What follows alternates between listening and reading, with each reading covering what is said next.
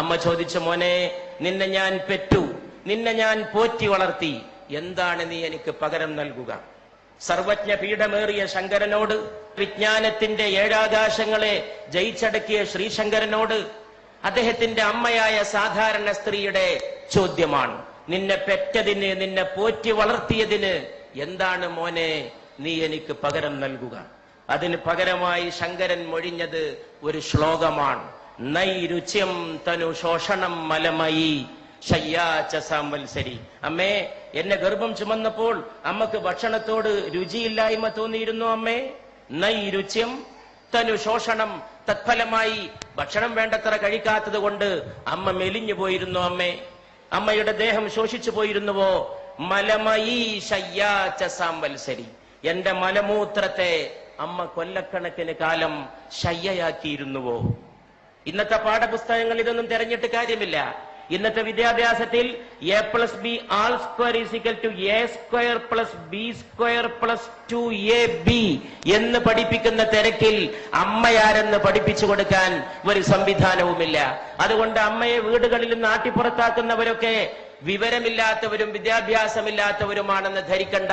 അവരൊക്കെ വലിയ ബഹുമതികളുടെ അക്ഷരക്കൂട്ടങ്ങളെ സ്വന്തം പേരിന്റെ അകമ്പടി ചേർത്ത് എഴുതി വെക്കുന്നവരും ബിരുദ കൂമ്പാരങ്ങളിൽ ജീവിക്കുന്നവരുമാണ്. പക്ഷെ അമ്മയെ തിരിച്ചറിയാൻ വേണ്ടത് വേറെ ഒരു ജ്ഞാനമാണ്, സ്നേഹത്തിന്റെ ഒരു ജ്ഞാനമാണ്. അമ്മ വീണ്ടും നിർബന്ധിച്ചപ്പോൾ ശങ്കരൻ ഒരു ശ്ലോകം ചൊല്ലി തന്റെ അമ്മക്ക് നന്ദി പറയുകയാണ് ചെയ്തത്.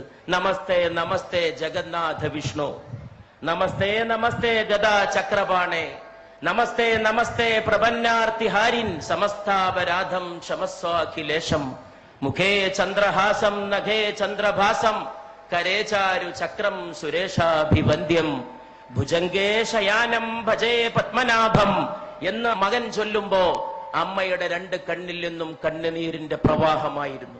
അങ്ങനെയാണ് ആര്യാമ്പ കണ്ണടച്ചത് എന്ന് ചരിത്രം നമ്മോട് പറയുന്നു. പ്രവാചകൻ മുഹമ്മദ് നബി സല്ലല്ലാഹു അലൈഹി വസല്ലമയുടെ മുമ്പിൽ ചെന്ന് ഒരു ശിഷ്യൻ ചോദിച്ചു, ഞാൻ ആരോടാണ് ഏറ്റവും കൂടുതൽ നന്ദി കാണിക്കേണ്ടത്? ദൈവദൂതനായ മുഹമ്മദ് നബി സല്ലല്ലാഹു അലൈഹി വസല്ലം മറുപടി പറഞ്ഞു, നിന്റെ മാതാവിനോട്. ചോദ്യകർത്താവ് ചോദിച്ചു, പിന്നെ ആരോട്? രണ്ടാമത്തെ ആൾ ആരാണെന്നാണ് ചോദ്യകർത്താവിന് അറിയേണ്ടത്. പക്ഷേ അവിടുന്ന് പറഞ്ഞു, നിന്റെ മാതാവിനോട്. പിന്നെ ആരോട് എന്ന് ചോദിച്ചപ്പോ വീണ്ടും പറഞ്ഞു, നിന്റെ മാതാവിനോട്. നാലാമതും ചോദ്യകർത്താവ് ആവർത്തിച്ചു, ഇനി ആരോടാണ് നന്ദി കാണിക്കേണ്ടത്? അപ്പോൾ പറഞ്ഞു, പിതാവിനോട് എന്ന്. 3 വട്ടം മാതാവും 4ാമത് മാത്രം പിതാവ് പോലും കടന്നു വരുന്ന വ്യാഖ്യാനമില്ലാത്ത, വർണ്ണിക്കാൻ കഴിയാത്ത സുഹൃതത്തിന്റെ പേരാണ് അമ്മ എന്ന് പറയുന്നത്. ഒരു കുഞ്ഞ് ജന്മം പ്രാപിച്ച് കുഞ്ഞിനെ അമ്മ മടിയിലിരുത്തി കുഞ്ഞിന്റെ ചുണ്ടിൽ, നമ്മുടെയൊക്കെ ചുണ്ടിൽ ആദ്യത്തെ ദാഹം വൈദ്യുതി തരംഗം പോലെ ത്രസിക്കുമ്പോൾ, അതൊരു ഇലക്ട്രിക് വേവ് പോലെയാണ് ആദ്യത്തെ ദാഹം. ആ ആദ്യത്തെ ദാഹം വൈദ്യുതി തരംഗം പോലെ നമ്മുടെ ചുണ്ടിൽ ത്രസിക്കുമ്പോൾ മാതാവ് തന്റെ നെഞ്ചത്തെ അമൃത കുംഭങ്ങളോട് തന്റെ മോനെ ചേർത്ത് പിടിക്കുന്നു. ചുണ്ടിന്റെ വൈദ്യുതിയുടെ ആദ്യദാഹം ത്രസിക്കുന്ന ആവേശത്തോടെ മാതാവിന്റെ ശരീരത്തോട് ചേരുമ്പോൾ അമ്മയുടെ ശരീരത്തിന്റെ ഓരോ സിരകളും ചേർന്ന് പാടുന്ന ഒരു സംഘഗാനമുണ്ട്, നീ അമ്മയാണ്, നീ അമ്മയാണ്, നീ അമ്മയാണ്. ഞാൻ വിശ്വസിക്കുന്നു ഈ ലോകത്തെ ഏറ്റവും വലിയ കലാമുഹൂർത്തം ആ സന്ദർഭമാണ്. The best artistic moment of human life, മാനവ ജീവിതത്തിന്റെ ഏറ്റവും ഉത്കൃഷ്ടമായ കലാമുഹൂർത്തം. അത് അമ്മയ്ക്ക് മാത്രം വശമുള്ളതാണ്, അതാർക്കും അവതരിപ്പിക്കാൻ കഴിയില്ല. ആ അമ്മയെ ആട്ടിപ്പുറത്താക്കുമ്പോൾ ഈ ലോകത്തെ ഓരോ മനുഷ്യനും ചിന്തിക്കാൻ കഴിയട്ടെ, 9.5 മാസത്തോളം നീ നിന്റെ മാതാവിന്റെ ഗർഭാശയത്തിൽ കഴിഞ്ഞ സമയത്ത് നിന്റെ ശരീരത്തിന് വേണ്ട ഊർജം നൽകാൻ, ആഹാരം നൽകാൻ അമ്മയുടെ ശരീരത്തിൽ നിന്നൊരു കേബിൾ വയറിട്ട് നൽകിയിരുന്നു നിന്റെ ദേഹത്തേക്ക്. ആ കേബിൾ വയറിലൂടെ നിനക്ക് ആഹാരം നൽകിയിരുന്നു, അന്നം നൽകിയിരുന്നു. അതിലൂടെയാണ് നീ ശ്വസിച്ചത്, അതിലൂടെയാണ് നീ പോഷകാംശം സ്വീകരിച്ചത്. നീ ജനിച്ചു വളർന്ന് വലിയ ആളായി ആകാശം മുട്ടുന്ന രീതിയിൽ വളർന്നപ്പോഴും നിന്റെ മാറത്ത് ദൈവം അതിന്റെ ഒരു മുദ്ര ബാക്കിയുണ്ടാകണമെന്ന് തീരുമാനിച്ചു. അതാണ് പൊക്കിൾ കുഴി. മാതാവിനെ ചവിട്ടാൻ കാലോങ്ങുന്നവന്റെ മാറത്തിരുന്ന് ഈ മുദ്ര തേങ്ങണം. ആ മുദ്ര മരിക്കുന്നവരെ 9.5 മാസത്തെ ജീവത്യാഗത്തിന്റെ മുദ്ര മനുഷ്യൻ മരിക്കുന്നവരെ അവന്റെ മാറത്ത് കിടക്കണം എന്ന് സർവേശ്വരൻ തീരുമാനിച്ചിരിക്കുന്നു. അച്ഛന്റെ മുദ്ര പോലും വേണമെങ്കിൽ ശരീരത്തിൽ നിന്ന് മാറ്റിയേക്കാം. മാതാവിന്റെ മുദ്രയെന്ന പൊക്കിൽ കുഴി മാറ്റാൻ ഈ ലോകത്ത് ഒരു ശസ്ത്രക്രിയ കൊണ്ടും സാധ്യമല്ല. അത്ര വലിയ അടയാളമായി അത് ജ്വലിച്ചു നിൽക്കുകയാണ്. ഈ നാട്ടിക കടപ്പുറത്ത് തടിച്ചുകൂടിയ സഹോദരങ്ങൾക്ക് മുമ്പിൽ എന്റെ വാക്കുകൾ അവസാനിപ്പിക്കുമ്പോൾ എനിക്കൊന്നേ പറയാനുള്ളൂ. ഈ ലോകത്തിന്റെ ഇന്നത്തെ ഏറ്റവും വലിയ പ്രശ്നം ഏതാണ്? ഒരുപാട് പ്രോജ്വലമായ കലാമുഹൂർത്തങ്ങൾ നമ്മുടെ നാടിന് സമർപ്പിച്ച് ഈ നാടിന്റെ കലാഹൃദയത്തെ ത്രസിപ്പിച്ച മോഹൻലാലിന്റെ സാന്നിധ്യത്തിൽ, സത്യൻ അന്തിക്കാടിനെ പോലെ ഒരു നിമിഷത്തെ സ്നേഹത്തെ ഒരു യുഗത്തേക്ക് പ്രസരിപ്പിച്ച ഒരു തൂലികാകാരന്റെ സാന്നിധ്യത്തിൽ, കേരളത്തിന്റെ ഗ്രാമങ്ങളിൽ മുഴുക്കെ മുഴങ്ങിയ കൈതപ്രത്തിന്റെ സ്നേഹഗാനത്തിന്റെ സാന്നിധ്യത്തിൽ, ഒരുപാട് കുടിലുകളിൽ കഞ്ഞിയില്ലാത്തവന് കഞ്ഞി എത്തിച്ചു കൊടുത്ത് ഒരുപാട് മലയാളികൾക്ക് തൊഴിൽ നൽകിയ സ്നേഹത്തിന്റെ പുതിയ വ്യാഖ്യാനം തീർത്ത യൂസഫ് അലി സാഹിബിന്റെ സാന്നിധ്യത്തിൽ, ഇവിടെ ഈ മഹാസ്നേഹ സമ്മേളനം സംഘടിപ്പിച്ച, അതിനുവേണ്ടി ത്യാഗം ചെയ്ത എന്റെ പ്രിയ സ്നേഹിതൻ, സ്നേഹത്തിന്റെ പ്രതാപം പോലെ ജ്വലിക്കുന്ന പ്രതാപന്റെ, അദ്ദേഹത്തിന്റെ സുഹൃത്ത് റഷീദിന്റെ, അവരുടെയൊക്കെ സഹപ്രവർത്തകരുടെ സാന്നിധ്യത്തിൽ ഞാൻ ചോദിക്കുന്നു. ഇവിടെ ചോദിക്കേണ്ട ചോദ്യം അതാണെന്ന് വിശ്വസിക്കുകയും അതിന് ഉത്തരം നൽകാൻ ശ്രമിക്കുകയും ചെയ്തുകൊണ്ട് ഞാൻ എന്റെ വാക്കുകൾ അവസാനിപ്പിക്കുകയാണ്. ഏതാണ് ഈ ലോകത്തിന്റെ ഏറ്റവും വലിയ പ്രശ്നം? അത് ദാരിദ്ര്യമല്ല. ഇഷ്ടം പോലെ പട്ടിണി ഇന്നും ലോകത്തുണ്ട്. എന്റെ അടുത്തൊരു ചെറുപ്പക്കാരൻ വന്നിരുന്നു. ഒട്ടകത്തിന്റെ മലദ്വാരത്തിലേക്ക് വായ ചേർത്ത് നിൽക്കുന്ന ഒരു സുഡാനീസ് ബാലന്റെ ചിത്രവുമായിട്ട്. ഒട്ടകം വിസർജിക്കുന്നതിന് വേണ്ടി ആ വിസർജ്യം ആഹരിക്കാൻ കാത്തു നിൽക്കുകയാണ്. ദാരിദ്ര്യത്തിന്റെ പരമകാഷ്ഠ, ഒട്ടകത്തിന്റെ മലദ്വാരത്തോട് വായ ചേർത്ത് വെച്ച് നിൽക്കുന്ന സുഡാനിലെ ബാലൻ. എന്നിട്ടും ഞാൻ പറയുന്നു, ദാരിദ്ര്യമല്ല ഈ ലോകത്തിന്റെ പ്രശ്നം. ഈ ലോകത്തിന്റെ പ്രശ്നം ഇന്ന് ഒരുപാട് നിരക്ഷരരുണ്ടെങ്കിലും നിരക്ഷരതയുമല്ല ഈ ലോകത്തിന്റെ പ്രശ്നം എന്ന് ഞാൻ പറയും. ഈ ലോകത്തിന്റെ ഏറ്റവും വലിയ പ്രശ്നം തൊഴിലില്ലായ്മയില്ലെന്നും ഞാൻ പറയുന്നു. ഈ ലോകത്തിന്റെ പ്രശ്നം സ്നേഹശൂന്യതയാണ്. അതിൽ നിന്നാണ് വർഗീയത ഉണ്ടാകുന്നത്, അതിൽ നിന്നാണ് ഭീകരവാദം ഉണ്ടാകുന്നത്, അതിൽ നിന്നാണ് തീവ്ര സങ്കല്പങ്ങൾ ഉണ്ടാകുന്നത്, അതിൽ നിന്നാണ് മാതാവിനെ ആട്ടിപ്പുറത്താക്കാനുള്ള അവസരമുണ്ടായിത്തീരുന്നത്, അതിൽ നിന്നാണ് അച്ഛനെ അവഗണിക്കാൻ തോന്നുന്നത്. മാതാവിന്റെ കാൽച്ചോട്ടിലാണ് സ്വർഗം എന്ന് പ്രവാചകൻ പറഞ്ഞു.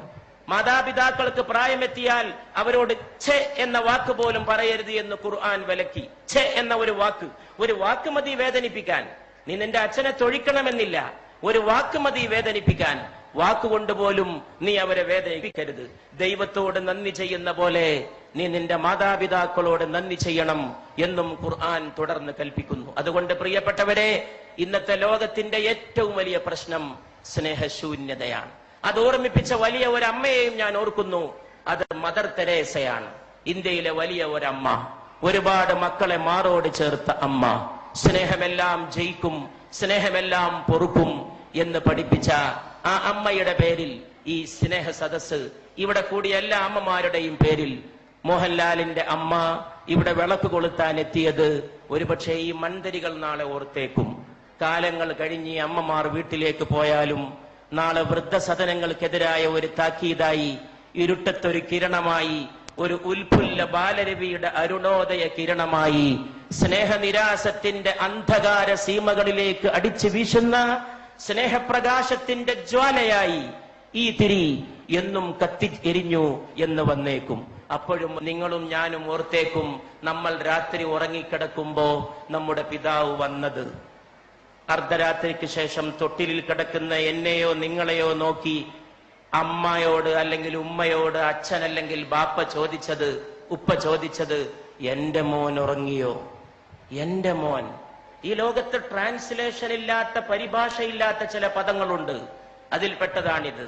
ആ സമയത്ത് പാവം മാതാവ് പറഞ്ഞിരിക്കും, മോൻ ഉറങ്ങി അല്ലെങ്കിൽ മോൾ ഉറങ്ങി എന്ന്. അപ്പൊ ഈ പിതാവ് തൊട്ടിലിൽ നിന്ന് കുഞ്ഞിനെ, നിങ്ങളെ എന്നെ വാരിയെടുത്തത്, മൂക്കോട് ചേർത്ത് ഉമ്മ വെച്ചത്, കവിളത്തും നെറ്റിയിലും ശിരസിലുമല്ല, നമ്മുടെ കുഞ്ഞിക്കാലുകൾ മൂക്കോട് ചേർത്ത് വെച്ച് ആ പാവപ്പെട്ട മനുഷ്യൻ വിതുമ്പിയത്, അതിന്റെ ഒരു സ്നേഹത്തിന്റെ മുഹൂർത്തം ഓർമ്മയുണ്ടെങ്കിൽ കേരളത്തിലെ വൃദ്ധസദനങ്ങൾ മുഴുവൻ അടച്ചിടാനും അവിടെയുള്ള വൃദ്ധ ദമ്പതികളെ സ്വന്തം വീടുകളിലേക്ക് കൂട്ടിക്കൊണ്ടുപോകാനും ഇവിടുത്തെ മക്കൾക്ക് സാധിക്കുമായിരുന്നു എന്ന് ഞാൻ വിശ്വസിക്കുന്നു. ആ സമയത്ത് ഒരു പക്ഷേ ഏതോ ഒരു കവി വിലപിച്ച പോലെ കാലവും വിലപിച്ചേക്കും. ഈ മഹത്തായ സദസ് ഞാനൊരു ഹിന്ദുസ്ഥാനി കവിയുടെ വാക്കുകളെ കൊണ്ട് ഉദ്ഘാടനം ചെയ്യുകയാണ്. ഘർ ലോട്ട് കെ രോയേംഗെ മാം ബാപ്പ് അക്കേലെ മേ, ഘർ ലോട്ട് കെ രോയേംഗെ മാം ബാപ്പ് അക്കേലെ മേ. വീട്ടിൽ പോയിട്ട് അമ്മയും അച്ഛനും ഒറ്റക്ക് കരയും. ഘർ ലോട്ട് കെ രോയേംഗെ മാം ബാപ്പ് അക്കേലെ മേ, മിട്ടി കെ ഖിലോനെ ഭി സസ്തേ ന ഥേ മേലെ മേ. എന്തുകൊണ്ടാണ് വീട്ടിൽ പോയിട്ട് അച്ഛനും അമ്മയും ഒറ്റക്ക് കരയുന്നത്? മണ്ണുകൊണ്ടുണ്ടാക്കിയ കളിപ്പാട്ടത്തിന് പോലും ചന്തയിൽ നല്ല വിലയായിരുന്നു. ഈ കവി വാഴ്ത്തപ്പെടട്ടെ. മണ്ണുകൊണ്ടുണ്ടാക്കിയ കളിപ്പാട്ടത്തിന് പോലും ചന്തയിൽ നല്ല വിലയായിരുന്നു.